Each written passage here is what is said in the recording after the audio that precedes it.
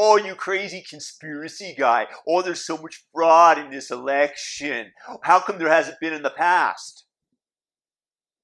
Here's your answer. A lot of people are asking, how come there is allegedly so much fraud that has happened in this election, but none of the elections of the past bear the hallmarks of massive fraud? Well, let's settle a couple of things. That's not completely true. 60 years ago, when JFK was running against Richard Nixon, it was rumored that the mafia in Illinois stuffed the ballot box for JFK on behest of his father, Joe Kennedy, and they would owe them. When the Kennedys went after the mafia to some degree with Robert F. Kennedy as the Attorney General, that was part of the reason that Kennedy was killed. Also in the 1800s, there was also allegedly fraud, but in general, national elections have been really, really difficult to rig. And there are a few reasons for that. First of all, the rigging is localized. You can't rig 1 million votes in California. For example, in this election, one that was decidedly pro-Biden in that crazy state of CA, but that would have no effect on the Electoral College vote. So the Electoral College actually localizes fraud in the area where it occurs. It doesn't affect the nationwide tally. If California were to 10 million ballots in favor of Biden were forged. However, in this election, we had mail-in ballots for the first time that went out to everybody, whether or not you requested one or not. There was no chain of custody. Guaranteed, there was ballot harvesting. This was demonstrated, for example, in Minnesota. It was also in Texas. Many shenanigans have gone on. I don't think that anybody in their right mind will dispute that, despite the fact that several of my friends do. And I'm going to get to that in 1 second. Look, there were massive incentives. The cost of being caught is low given the relative risk, and the battle axe of justice rarely falls on the individual who would try to rig an election.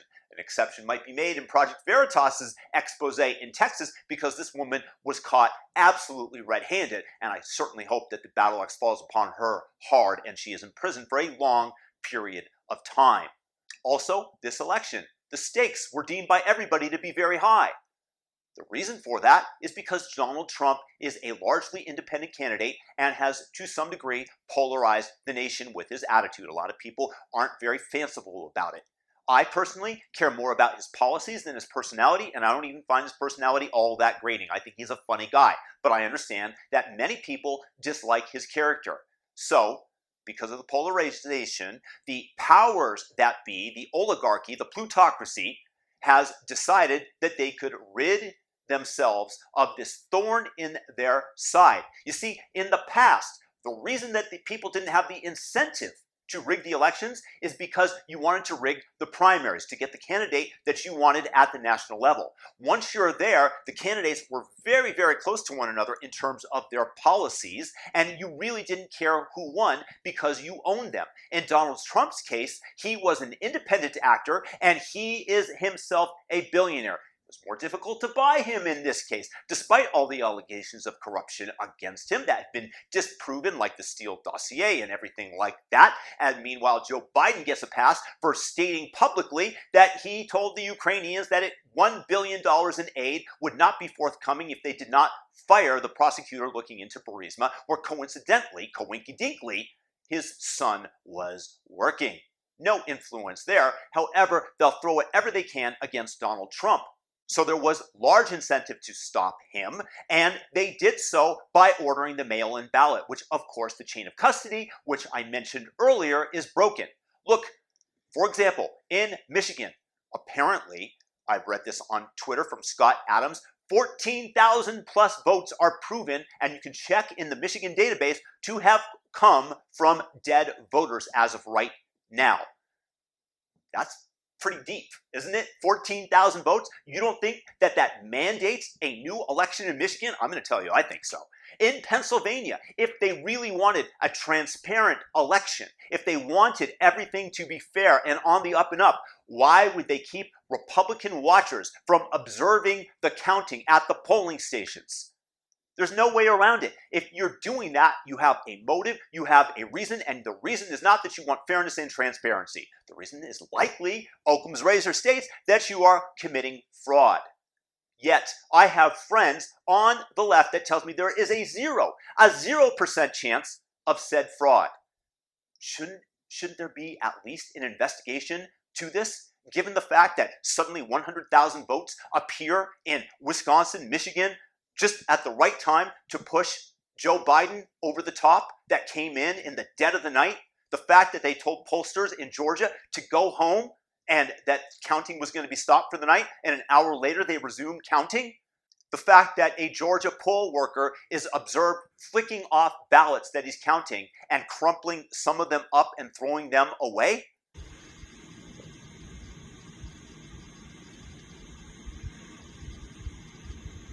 And then flips off a ballot and then crumples it up.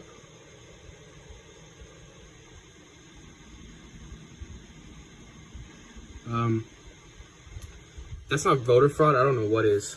If you're one of these people that believes that there is 0% chance of fraud, then you are one of two things. If you don't even grant the possibility, there are two options for you. You're either stupid or you're a liar. Willful ignorance, in this case, I deem to be lying. I know there are lots of reasons that people might want to ignore this, but you're either stupid or liar because you can't observe things objectively. Look, on social media, you can say whatever you want to about Joe Biden winning.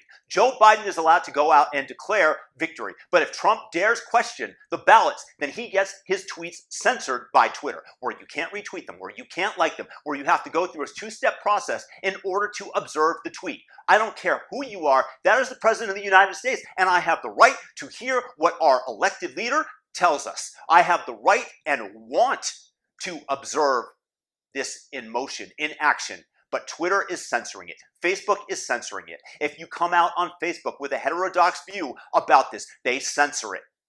It is pure stealing of the election. I don't think that there's any other possibility. You can't have 100,000 votes show up all at once, all for Biden, 0 for Trump. The statistical likelihood is 0. No chance, no way, no how. Honest to God, you have a better probability of winning the lottery than that. No way. Look, that is why there is fraud. The reason that there is fraud in this election and not others is because of the huge incentive given what is at stake for the plutocracy, for the oligarchy, for the deep state, whatever you want to call it, those that want to remain in power. And the media has gone all in on the collusion, smearing Trump at every opportunity, getting people to believe that he's a racist with the Fine People hoax, repeating what Joe Biden said about the Fine People hoax, even though it's so easily disprovable. And you had people, and I'm not talking about the neo-Nazis and the white nationalists, because they should be condemned totally. But you had many people in that group other than neo-Nazis and white nationalists, okay? Even TDS sufferer Sam Harris states that there's no way that they should be attributing this lie to Donald Trump. Sam says that you can attribute many other things onto him, but there's no need to lie about this. Yet the media has done so over and over. So Trump's showing in this election is, despite the media lying to the people, despite the fact that Twitter and Facebook have done all they could to tilt it in the Democratic favor. You take a look at Google, you take a look at the links that are available whenever you search for something. The New York Times, anything leftist is always at the top. That is not a coinky-dink. No way, no how. They are shading the election. They appear to might have been done so successfully. Nevertheless, I say that there are going to be recounts, for example, in Michigan. There's no way you can have 14,000 dead people voting, be able to prove it, and not be able to demand a recount. That's just not only a recount, but a revote, and under very strict monitoring. The fact that our election system is so broken in the United States, Florida, after 2000, the hanging chads, they were able to fix their election system, their voting system. Why can we, other states, not follow suit? Why is Pennsylvania, for example, changing the rules at the last second to be able to accept ballots after the date, even if the postmark isn't clear, and get rid of signature verification? It's fraud. That's Occam's razor. Just follow Occam's razor. That's it. I don't think that any rational person can take a look at this and say that there wasn't potential fraud, that it shouldn't be investigated at minimum. In fact, there very likely was massive fraud, but at minimum, investigate it. And sorry, if you think that there's 0% chance of fraud, 0% chance of fraud, then you are either lying or you're incredibly stupid. There's a binary option there. If you guys like this video, hit the subscribe and the all notifications, thumb it up and share it with a friend. Peace out. Have a fantastic day.